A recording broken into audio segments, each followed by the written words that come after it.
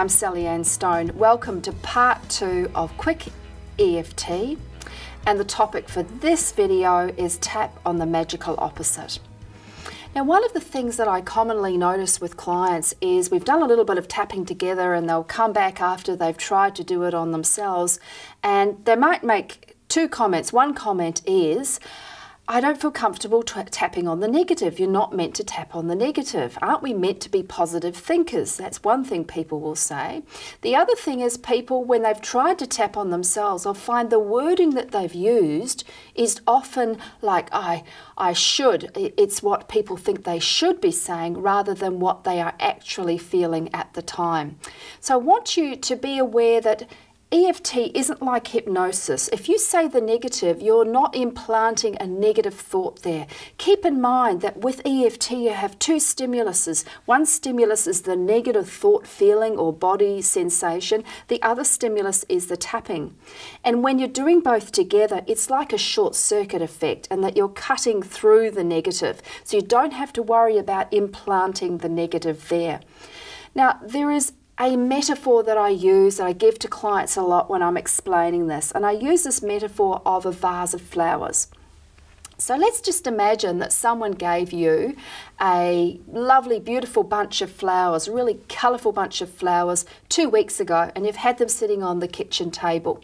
And then a friend came to you yesterday with another bunch of flowers, which was really lovely. But the bunch of flowers from 2 weeks ago are not looking too good. The water's pretty gross, the flowers are pretty rotting and things. So what are you going to do with this new bunch of flowers? Now, it'd be a little bit silly if you went and got the new bunch of flowers and put them in with the dirty flowers. I imagine you're probably not going to do that, are you?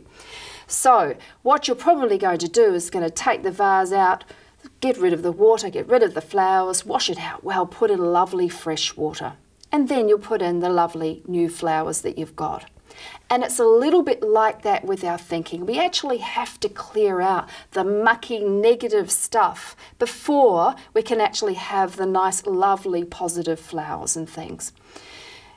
There's a Swiss psychiatrist, Carl Jung, and he had this idea of some of our thinking being like a shadow, being like a dark shadow, and some of it being light, but these parts of ourselves that we don't really want to look at.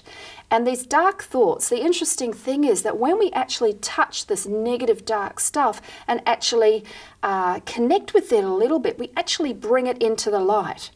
And what I really love about techniques, energy psychology techniques like EFT, is you only need to connect with them and use them a little bit and go a little bit near the darkness to actually get some really big shifts happening.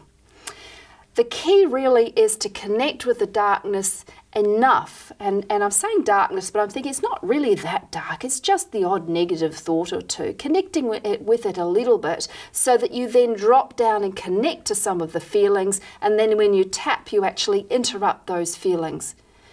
And there's a really natural reintegration of your thinking that happens with that.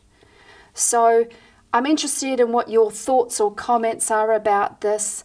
I'm calling it the magical opposite, in that when you are negative and tapping and saying negative things, it's like magic, because you do end up with the opposite, which is usually about feeling lighter, more relaxed, and not feeling as distressed about a particular issue. So it's very, very powerful in that way.